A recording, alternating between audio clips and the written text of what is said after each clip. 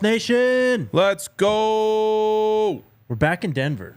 You're back in Denver. Dude, it feels like it's been so long since I sat in this chair. It really This chair is like my second home. It's been over it's a week and a half almost. Right, like 10 whole days. Yeah. Since I sat here last. That's weird. Well, welcome back, man. Feels good.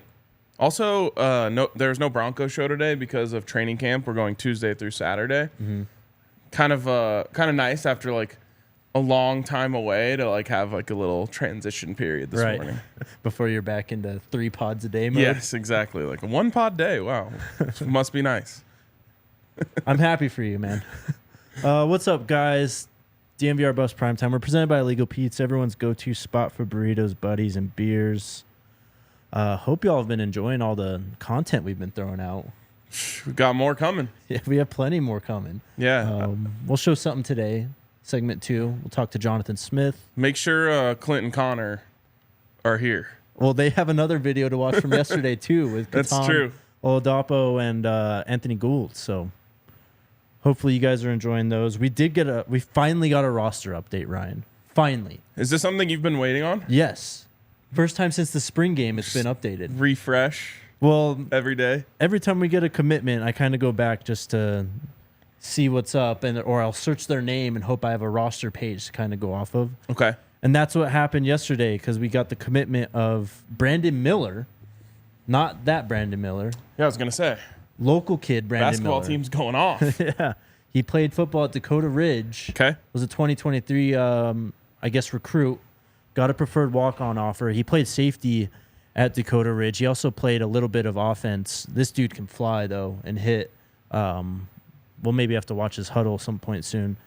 But he's one of 4 new players that I noticed on the roster. Okay.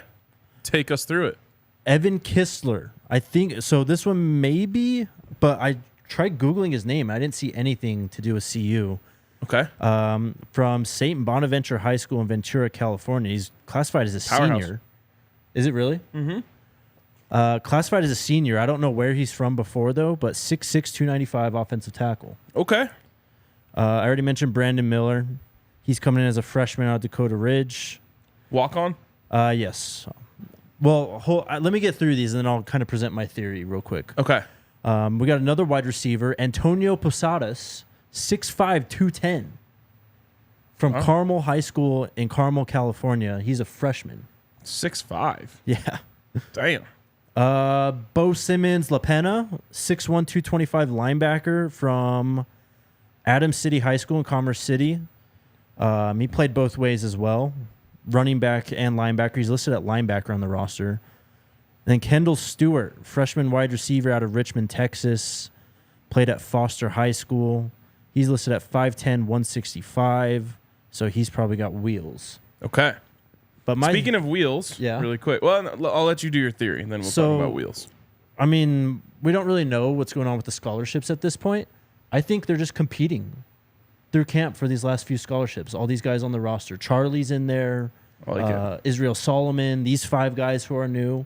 You mean in terms of the Scullies? Yeah, the ones that are left. I like it. And then the other guys stay as walk-ons. That's how it works a lot of times. You know, it's, hey, look, we've got this many scholarships. There are this many walk-ons. That means that many of you guys have a chance to get this scholarship. Right. I love that. Speaking of speed, we had that little mini update. A guy that a lot of people ask, where's this guy? Where's this guy? Where's this guy? Jalen Ellis is coming still. Yes, and Brendan Gantz on the roster too. Yeah, there we go. A couple more things on this. Champion Johnson looks like he's gone. Victor Johnson's older brother came in as a preferred walk-on from Cal, playing like tight end, H-back type stuff. Not listed. Kind of weird, right? Yeah, little. Would love to know just kind of what happened. And then also, this is just something I noticed. I may be looking a little bit too into it, but they still have the numbers, the players that have earned their numbers on the top of the roster. Chance Main has 90, which I'm pretty sure is what he wore last year. I don't know if this is just him like rolled over from last year's roster. Right, like they just had that information in the office where they make the roster. Exactly. And they're like, we'll just put it in. Right. But it's still only 10, 11 players from the spring who earned their numbers, and then him. Interesting. Well, we'll pay attention. We will. Chance Main is getting a lot of love, man. He is. People really like him. Yeah.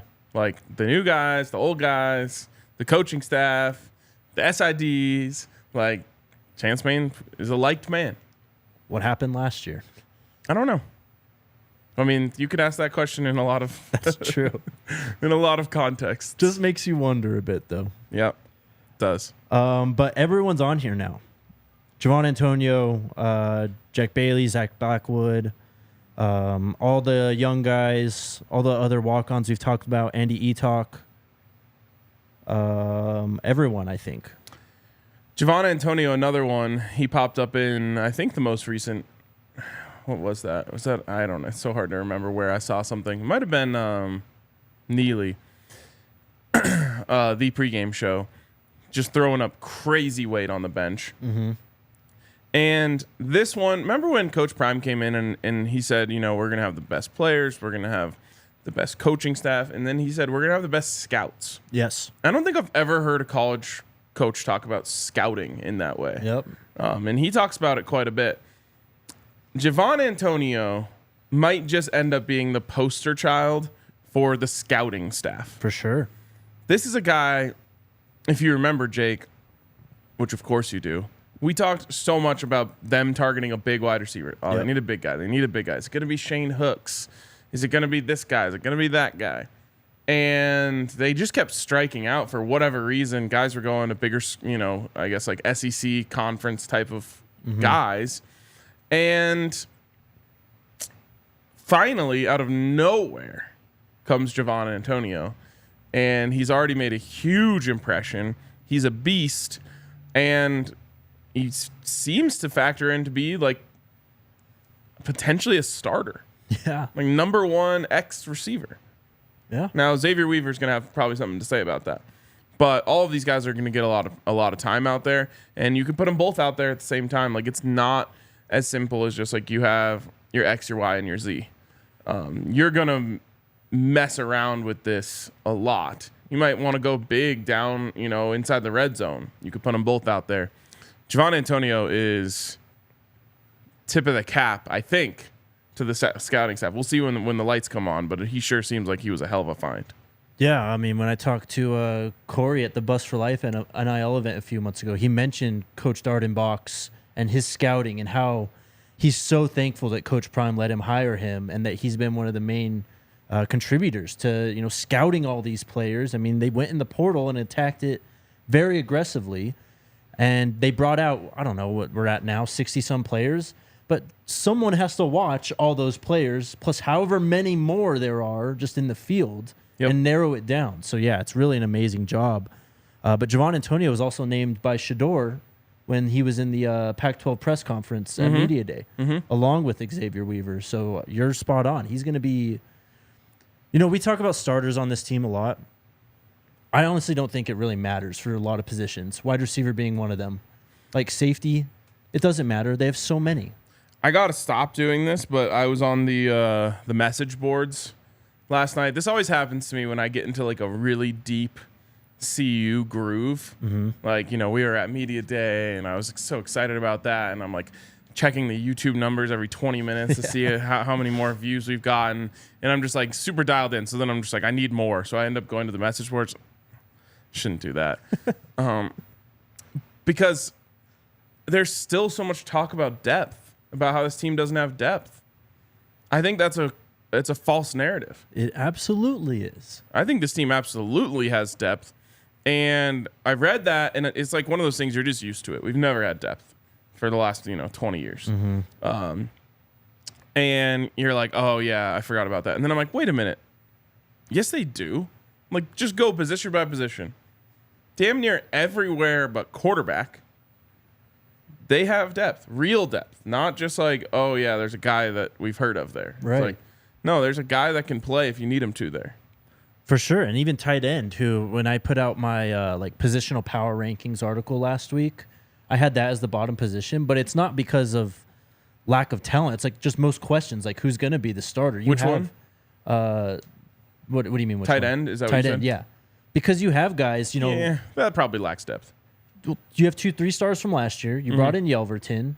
You've brought in a handful of walk-ons too. Louis Passarello all of a sudden emerges out of nowhere as the starter. Like, I think it's solid depth. There's just not a clear-cut guy at that position. I guess in my opinion, if you don't have a guy yet, I don't know if you can have depth yet. You know what I mean? That's true. Like, if you look at wide receiver, we know who the guys are. Yep. And then you look at the guys behind them, and you're like, oh, those guys can play too. That's depth. A tight end is probably the one where I'm just like, I don't even know if they have one guy yet, let alone 3. That's fair. All right, well, let's get to this interview from Jonathan Smith. But first, a word from our friends over at Shady Rays. Being back in the Colorado heat is much better than the Vegas heat. I'll just say that. Man, we're built different now. Like, I think it's supposed to be 98 today. I'm like, I know. Easy. Honestly. No matter where you are, though, you could take on the sun with gear built to last. Our friends at Shady Rays have you covered. Extremely durable frames, polarized optics as well for all your outdoor adventures. If you don't like your pair, even if you break your pair, Shady Rays has you covered, and they will replace with a brand new one, no questions asked. You can shop their entire collection at the Park Meadows Mall. Connor, just in time. What's up? If you don't love your Shady Rays, exchange for a new pair. I already said that within 30 days. Text your boy Clint. Yeah, let him know. Or it's just you twice. We don't know yet. Go to shadyrays.com. Use the code DNVR. You'll get 50% off 2 or more pairs of polarized sunglasses. Try for yourself. The Shade's rated 5 stars by over 250,000 people. And then Shedeur's number 2 barbecue. America's favorite barbecue sauce? America's sauce. Or maybe at least the Pac-12's favorite. Absolutely. Absolutely the Pac-12's favorite. Louise just asked, have we heard from Shedeur if he saw the taste testing? I'm just guessing yes. He already knew about it when we told him about it. Yeah. I don't even know how. I guess the streets are talking out there. Streets are always talking. Streets are always listening too. I've had a lot of people. I've seen a lot of people in the YouTube comments asking where they can get this stuff. Go to plbse.com. When you're there, use the code ALLCITY at checkout. All caps, all one word. You'll get 10% off your order. Shedeur's number 2. You're just in time, man. All right. You also have a. By the way, go ahead. So one of our great Broncos listeners a while back sent me this amazing mac and cheese, and it comes in all different flavors. And the one I had last night was barbecue mac and cheese. Oh yeah. Threw a little Shedeur's on there and made it even better. Dude, underrated combo, barbecue sauce and mac and cheese. Yes, absolutely. Which is funny because people hate so heavily on the ketchup and mac and cheese thing. Yeah, that's and weird. Barbecue sauce is a very close relative of ketchup. It's close, but it is different. I can't. And I wouldn't put the ketchup on the mac and cheese. I did when I was a kid because you would do the Kraft mac and cheese with sliced up hot dogs. Right, did you ever do that? Right, of course. And a little ketchup in there, does the trick. But not anymore. That being said, barbecue mac and cheese with barbecue sauce on it. That was fire. Yep. Maybe have some brisket in there too. Oh man, now we're talking. Woo. I didn't get the brisket fried rice from Circa. Dude, you messed up. I felt like this happens to me every time I go to Vegas. So I feel like you just land in Vegas and then you turn on a switch and then you just never stop until you leave. Literally though. And I don't remember a time where I was like, what should I do right now? Maybe I should go get some food. Right. We had a quick trip. Yeah, it's just bang, bang, bang.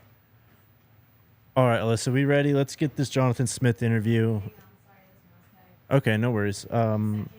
We have a dead mouse in the house. But if you guys didn't see the video from yesterday with Katan Oladapo and Anthony Gould, both of them had some great things to say. But when Anthony Gould was kind of talking about, how they've come up from being a 2-10 program to where they're at now, I feel really good about the direction of this team. Yeah. An interesting thing that both guys said is it has to be player-led. And it's an interesting comparison to draw with the Buffs because the Buffs are very clearly led by Coach Prime. Right. You know what I mean? No one is making the case that the leaders on this team are the loudest voices.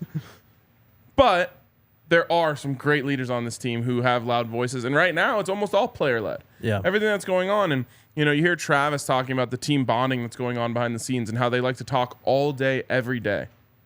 I loved hearing that. Yep. And it even to me comes down to like Travis talking about, or actually it was Cam on set with us talking about how like, yeah, we don't really go on campus, like we just stay together. Mm-hmm. It's like their little home away from home because they're with all the guys all the time. That stuff is what makes like a player-led program, even though this is clearly Coach Prime's program. But I loved what those guys had to say. Is like, it's all about the players. It's all about us and holding each other accountable. Right. And then the video from yesterday from Neely, the pregame show, where like the running backs are literally just going through. It looks like they've like been in this program for years and just already know what's going on. Of course, it was only a few snippets of stuff, but they're just running through whole sets of practice, bag drills, pass pro drills, footwork, all that stuff without even Coach Harrell being there. Totally. It's awesome. Love it. You're good? All right, here we go. Jonathan Smith from Oregon State. We're good. Joining us now, Oregon State head coach Jonathan Smith. Coach, I'm curious because, you've been at Oregon State for quite a while now, and you guys have really ascended as a program. I'm curious what your, secret is in getting the program turned around like that. Yeah, I don't know if there's a ton of secrets. It's a ton of work. And I think there's a consistency to your approach. That's what we tried to do from year one to now going into year 6, and just being pretty consistent with our approach, diving into our players, developing, trying to establish an identity kind of on each side of the ball, and then knowing how to recruit to that identity, and had some success there. And yeah, last year, got better. Now, of course, we're headed to our new season where it's all new, no guarantees of anything, and we know the type of work it's going to take to compete in this league, especially coming in this year with all the talent coming back. I'm curious what you think about the level of quarterback in the conference this year, just across the board. Yeah, it's impressive. A lot of talent, the returning experience, really from top to bottom throughout this league. I mean, a lot of good quarterbacks, and that leads me to be thinking high-quality quarterback play turns into scoring a lot of points, and so we're going to be able to match that, scoring ourselves to be able to keep pace.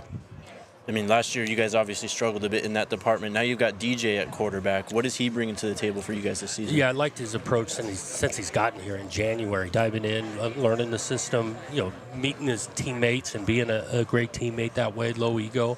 Did a lot of good things in the spring, learning curve for sure, new system and all that, and now he's working really hard this summer, along with other guys, to give him himself to play his best come August.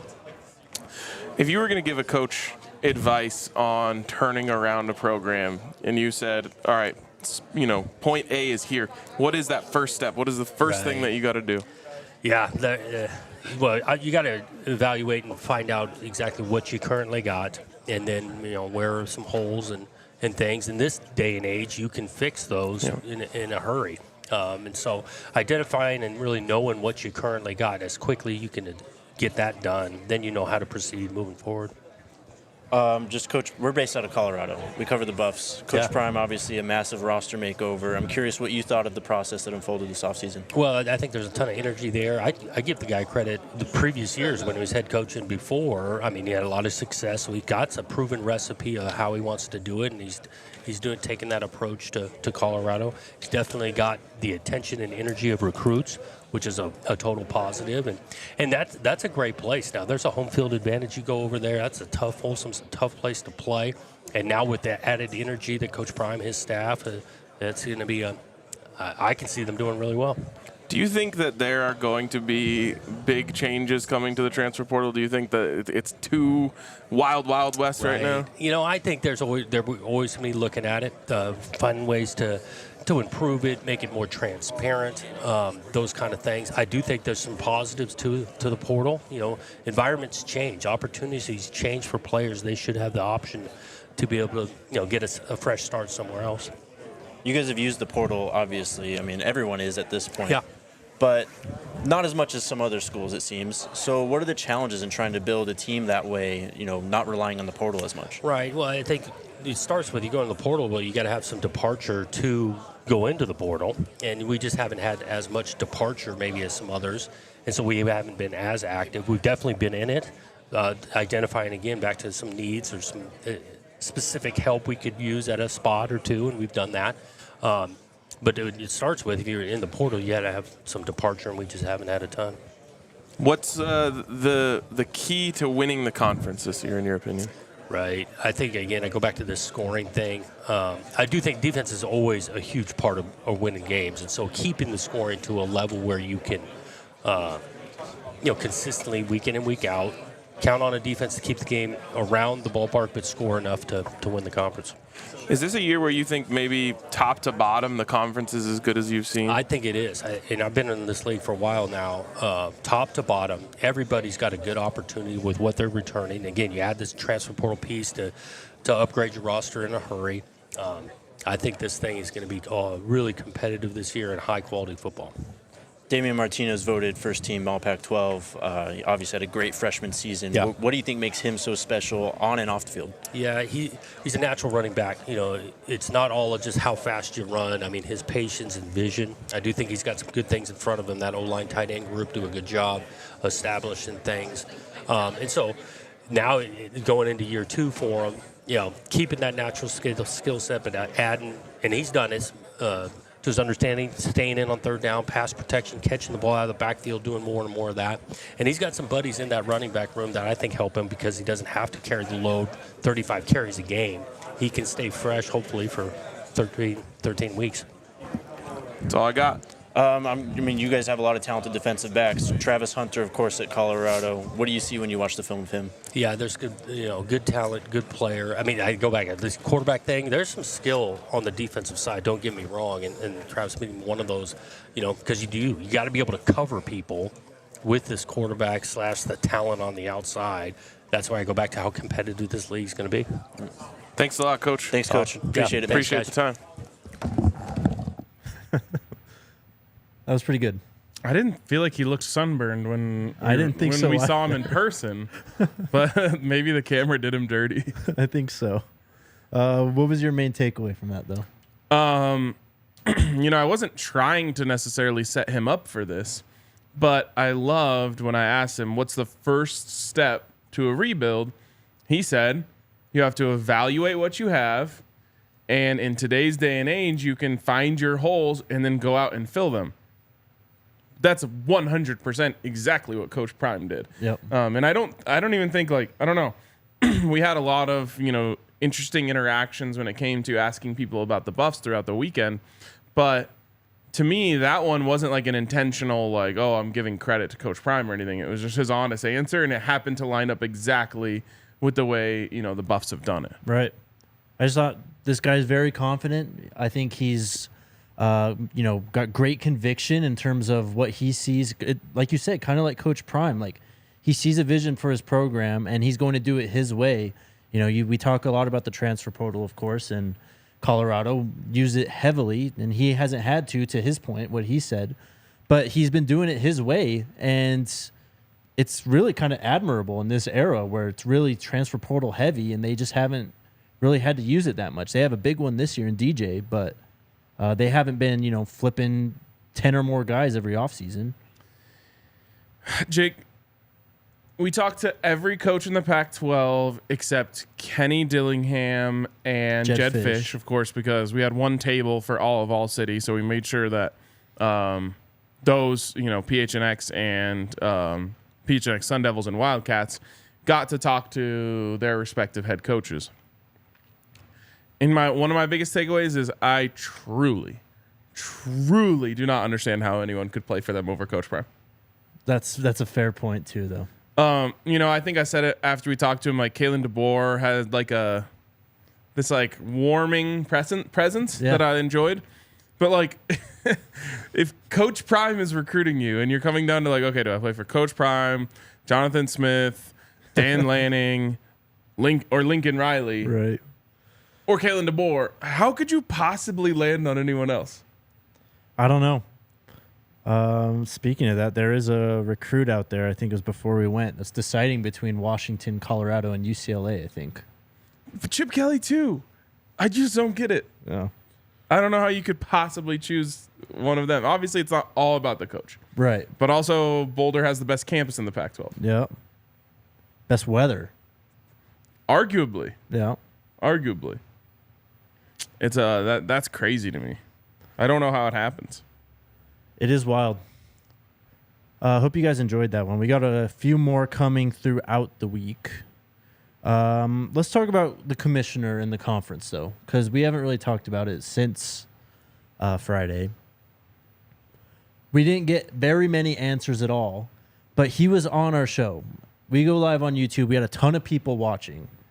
Do you think that experience for him was maybe kind of, I don't know, a way for him to feel out the internet space in terms of streaming for games and stuff like that? I think that's reading too much into it. You think so? I am very high on the impact that we made at Pac-12 Media Days. Like, this just happens when we're in these types of settings, but like the style of content that we create really turns heads. Yeah.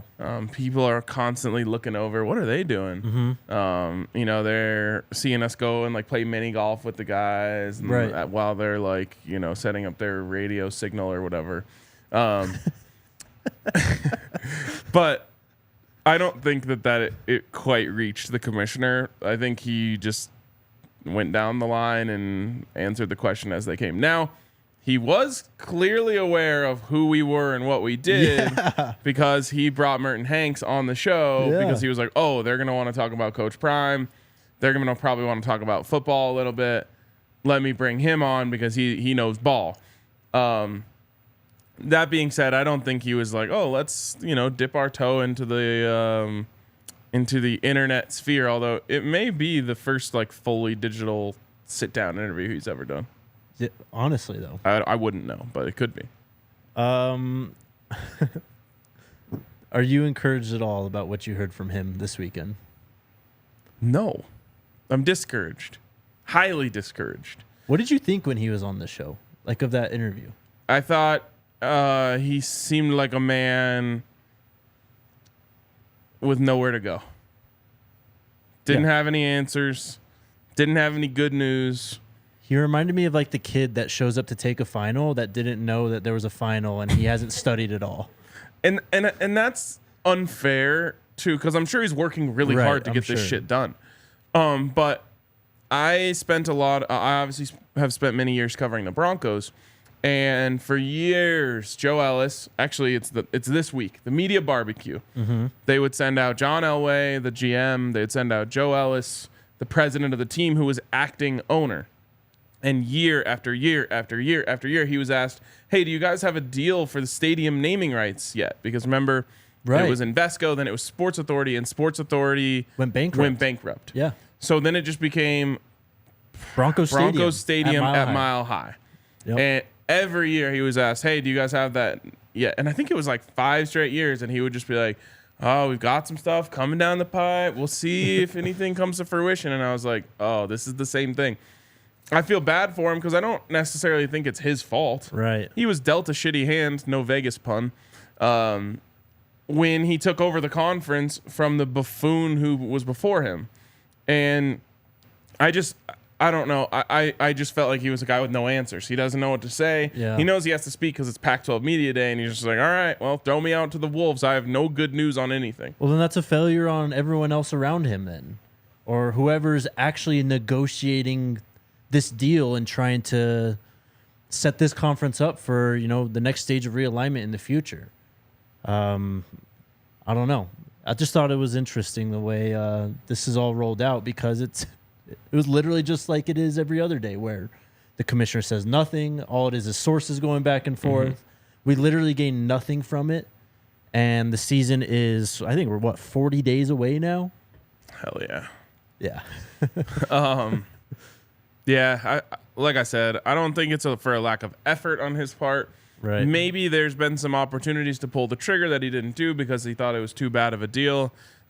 I just think he's got nothing. He's got nothing to turn to. And that must suck. I'll talk about Rick George real quick. I mean, I knew he was there, and I was told he was just talking playoff stuff. So it wasn't. Where's this rumor coming from? You guys. How do you guys hear all these rumors? Well, I mean, I don't know. Two different people said any truth. Talked about it. Any truth to the rumor that he stormed out or whatever.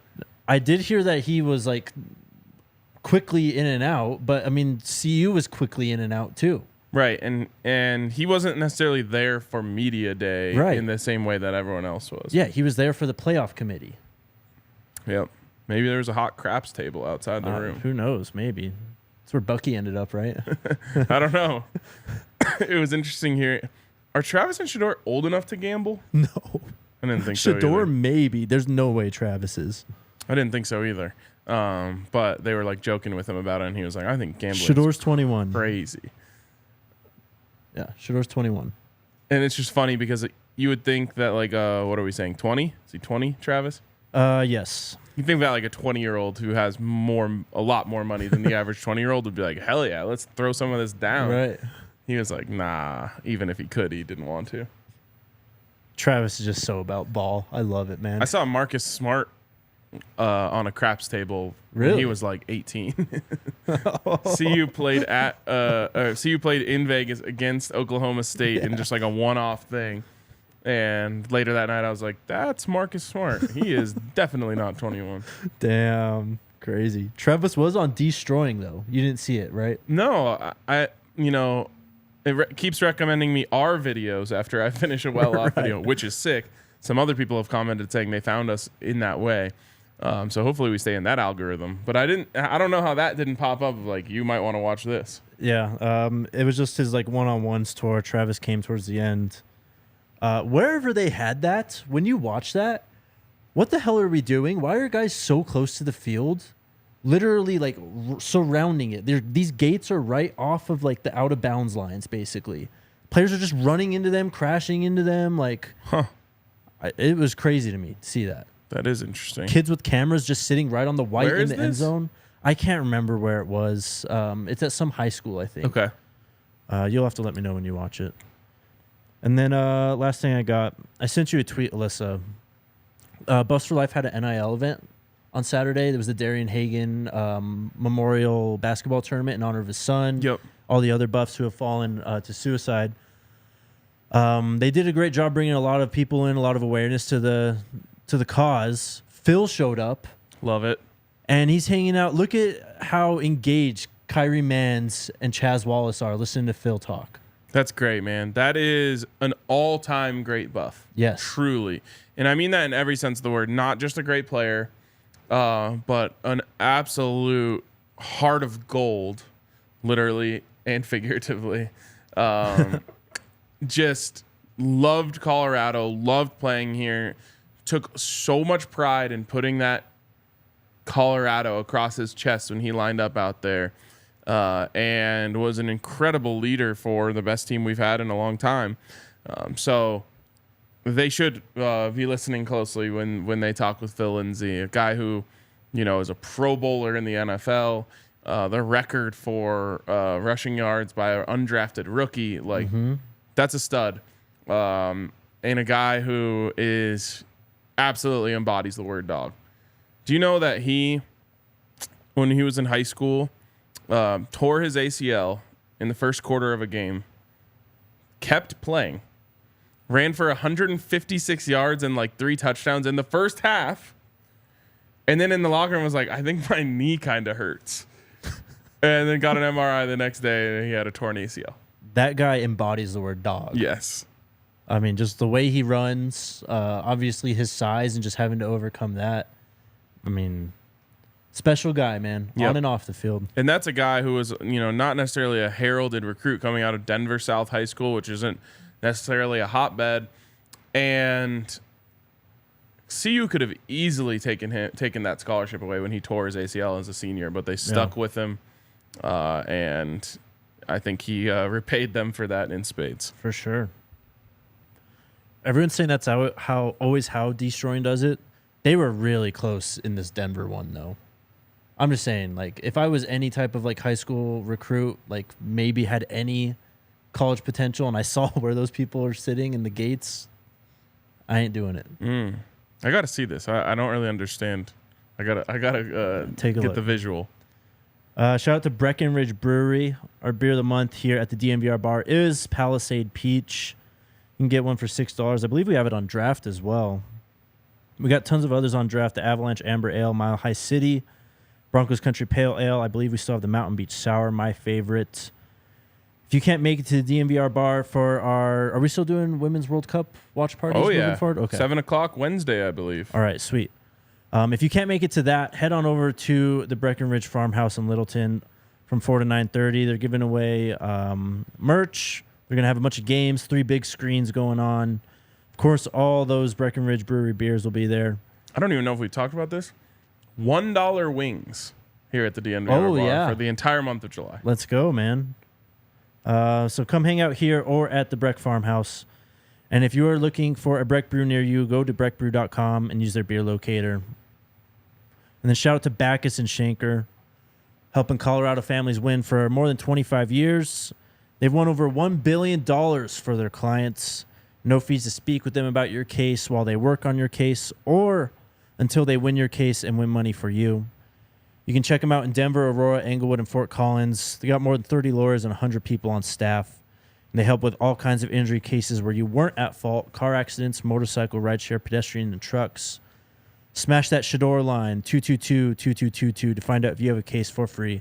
Backus and Shanker wins. That reminds me, my favorite moment from our show on Friday at the Pac-12 Media Day is right when Shedeur sits down and the chat just goes crazy with QB1. I didn't see that. I got to go watch the live chat. Yeah. That's amazing. So dope. Chat's amazing. Yeah. Help us get to 200 likes today. Let's do it. Couple things. I'll just hit this now since we were talking about two. Someone said, how did you guys feel about showing up in Shedeur's vlog? If I look shook, it's because I didn't know they were talking to me. 1. 2, it was like, 7:45 a.m.? Yes. And we were in Vegas, so that's basically like 4:45 a.m. Right. If you ask me.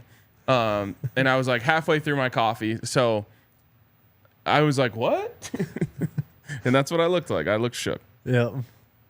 That was fun. That was the only time I think we saw Bucky, though. I was gonna say also I also didn't know that Darius wasn't there. Right. Like I was like, I don't know. He didn't come with you guys. I know. Let's find out where Darius was. We would have had so much fun if he was out there, if Neely were out there. I know, man. I know. They need to make that a 2-day event. For real. That was a long day. It was. I mean, we literally had our first interview at 8 a.m. and our last interview at 4 p.m. Yeah. With a 1-hour lunch in between. Right. Yeah, it was nonstop. I looked at my phone after. I was honestly surprised at how many steps I walked that day. Oh, yeah. It was cruising. We were cruising. So, yeah, make that a 2-day event. Get the whole squad out there next year. Or hey, if it's at Big 12 Media Days, it is a 2-day event. So there you go. Jerry World. All right, what do you guys want to talk about? Oh, I've got one more thing. Did you watch at the very top, I think it was Jamel who said I didn't like the way that the guys were treated at the Pac-12 photo shoot. Did you notice anything weird about that? They were kind of just, I don't know. They were like off to the side.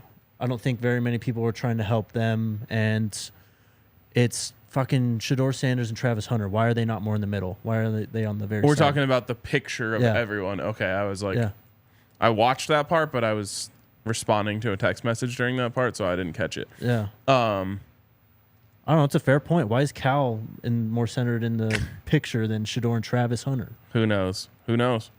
There was this weird energy towards the Buffs.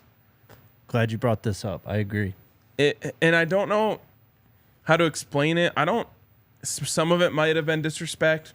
Some of it is almost like these guys are like more famous, right? A lot more famous. Right. I mean, we did the graphic. You know, Shedeur has 1 million followers. Travis has 600,000 followers on Instagram, and I'm pretty sure no one else is even close to the triple-digit thousands. Mm-hmm. Maybe Caleb, the Heisman winner. Yeah.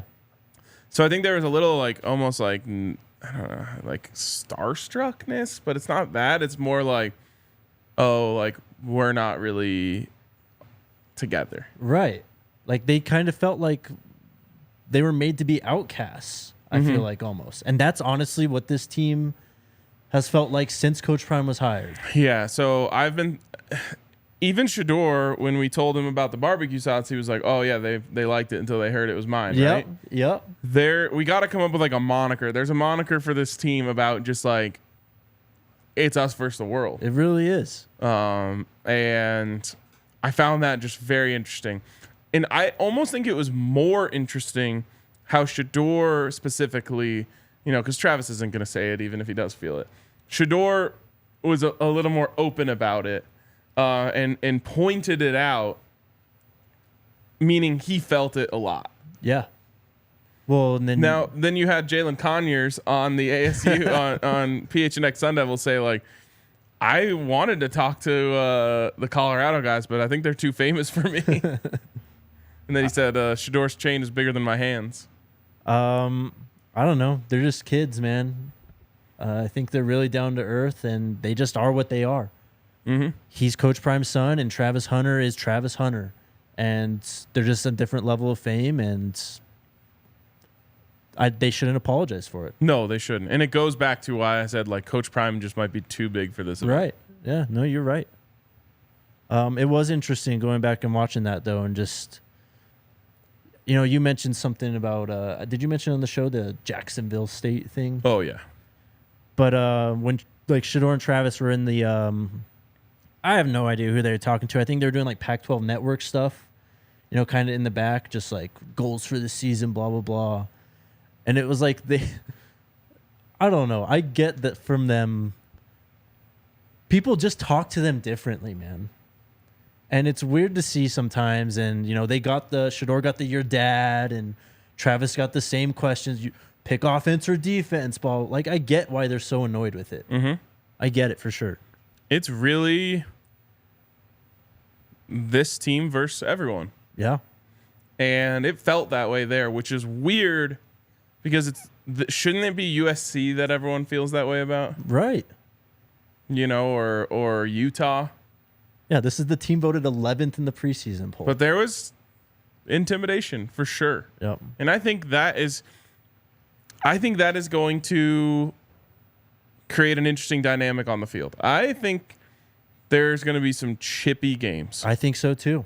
I think there's going to be a lot of talk from other teams towards this team. And I think you're going to see it get chippy out there on the field. That was one of my main takeaways is like, these teams are like, Colorado has a target on their back. It's crazy. It is really crazy. And I think they're built right to be that team. For sure. I think that'll bring them extra motivation. We'll move on here in a second. I just want to say again, shout out to Coach Kelly, because I think he just absolutely nailed his role. I think he was the perfect stand-in for Coach Prime to kind of bring some of that confidence. No one's going to match Coach Prime in that department. But the way Coach Kelly spoke with conviction and confidence about this team, the way he spoke about Shedeur, saying like, look, man, this guy's super talented and no one really cares to recognize it. I don't know. I just loved it. I loved the whole energy from them, all three of them. I really did too. I think it was really cool. I don't know this for a fact, but I assume Coach Prime empowered Coach Kelly to just like, hey, go be you. Mm-hmm. Don't feel like, oh, I'm not the head coach, so I can't like make declarations on behalf of the program. Like when he said, we do what's best for Colorado and we don't apologize for that. Like that is not something that normally a defensive coordinator representing the team at a media day would say. Mm-hmm. But I think he just went out there and himself. And I was thinking about why Coach Kelly rather than Coach Lewis. Coach Lewis already has like head coach buzz. Right. He's gonna be a head coach again very soon. Yeah. Coach Kelly hasn't gotten that call yet. For sure. And I think Coach Prime thinks he deserves it and was like, hey, why don't you go be the head coach, at media day and represent us so that maybe you get put on the map a little more Yep. as a head coach. And then finally, just shout out to Cam Ward because he obviously was like the only player out there that he knows Shedeur and everything, but he just got it he just gets it. Yeah, for sure. I will be rooting for him. Yep. A lot of fans, I think, that are Buffs fans who will also be rooting for Washington State in every game but one this year, I think. Yeah, for sure. They open up against Colorado State, I believe, too. Oh, let's go. Yeah. Bury them. What else do we got? What would be... I haven't got an email on this. I don't think we have a media day tomorrow. Who knows? I hope not. I hope so. That sounds fun. As long as we get to go. Yeah, it'd be great, but I haven't heard anything. Tell us more, CJ. Yeah, please. MLN, what happened to Champion? I don't know, man. The spring game was telling, I think.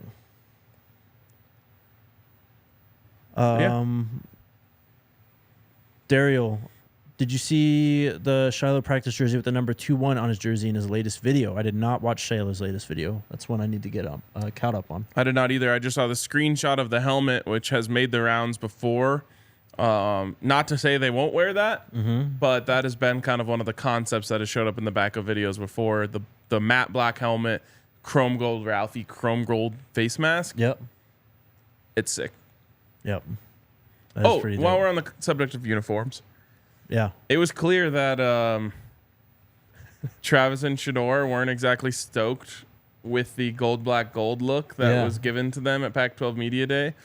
And Buffs fans are probably going to be butthurt about that. So I just have to say what I've said before. Like, it's not about us. Simply not about what looks we like. And to be honest, the gold pants don't match the gold helmets. Right. And so it doesn't hit the same. Yeah.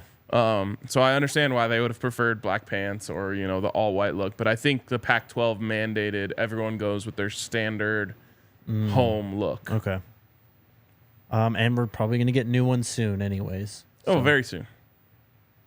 What's up, Alpine? Based on the info over the weekend, do you think the Pac is going to come up with a good media rights deal? No. I don't think so.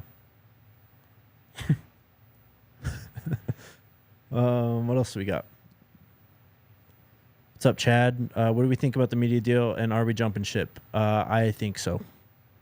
Yes. I mean, there is no media deal. The quote from him about the longer we wait, the better it gets is just insane. The longer you wait, the more everyone is looking for a better place to go. Right. Well, and the longer you wait, the more you kind of scream desperation because we're now, I don't know. So these things kind of, like when it comes to realignment and stuff, it's about school years, right?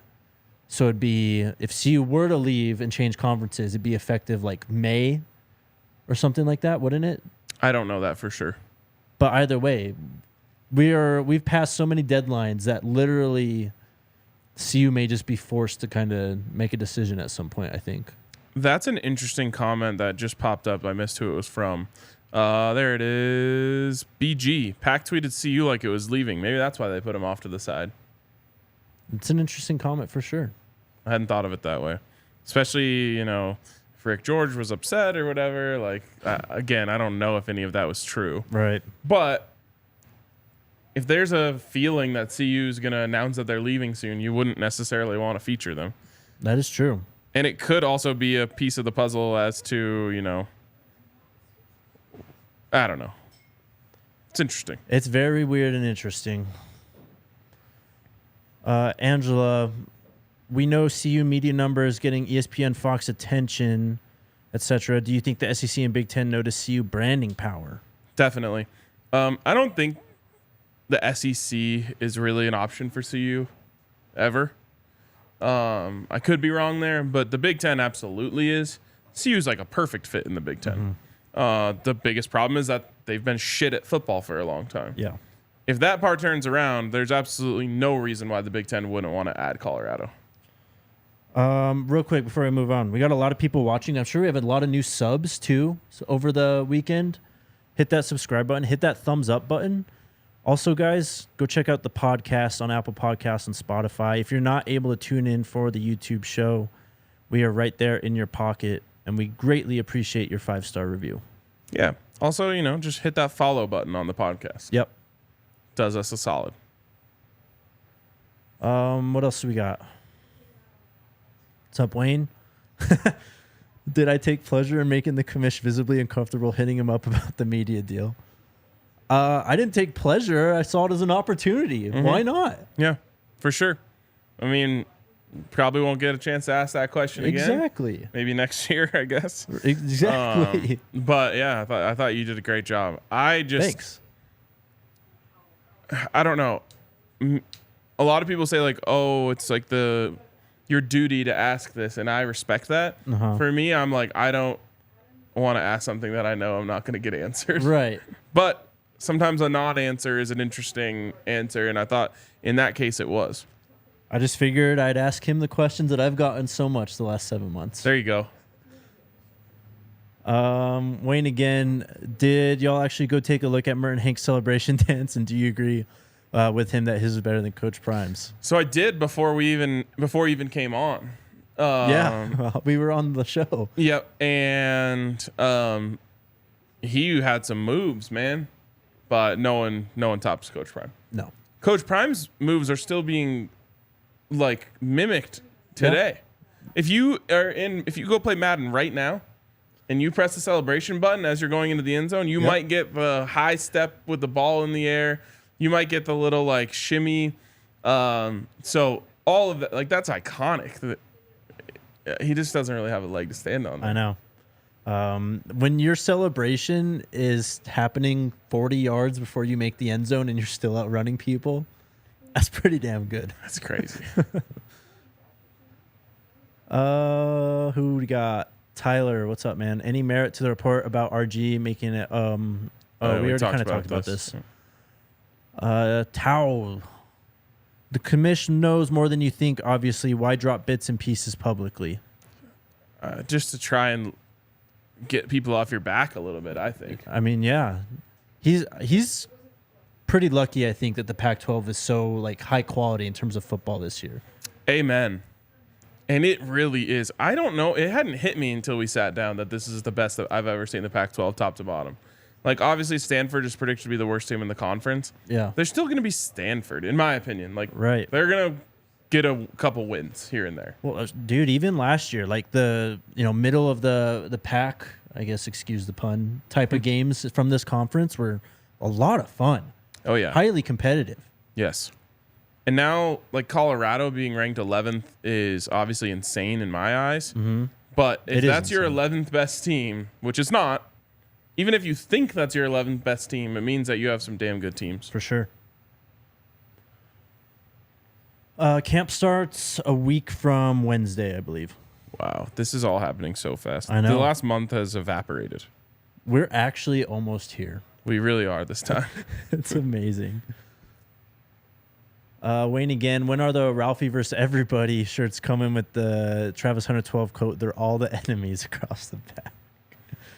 We got to think. I'm going to spend some time thinking about this. Ralphie versus everyone's kind of good. There's something here about how the whole, other than us, yep, the whole world is rooting against this. Uh-huh. We'll figure it out. Especially in this conference. What's up, Ray? How many players on current roster? Will you guys redo your previous graphics on last year's performance with the final roster? No, I think we're kind of past all that. Just looking ahead now. Yep.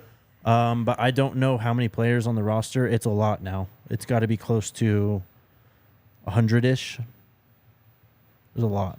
Yeah. Cormani said on his IG live today that they have pictures and talk to media tomorrow, and plus they get the numbers today. I wish I... You know what it is probably all internally. Okay. Like team pictures, that sort of thing. Yeah. Yeah, I haven't heard anything, though. Has TCU said who their starter is? I'm betting it's Chandler Morris. But no, they haven't, and they haven't even started practicing yet. So if they were to name a starter, it probably wouldn't be until fall camp has begun.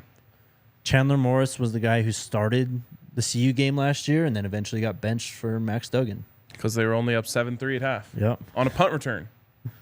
It is wild, though, that he started that game last year. Looking back in hindsight, Max Duggan played a lot of football before even last year. He was in New York at the end of the season. I know. It's insane. Crazy, man. It's a bad look for Sonny Dykes, to be honest. Really is.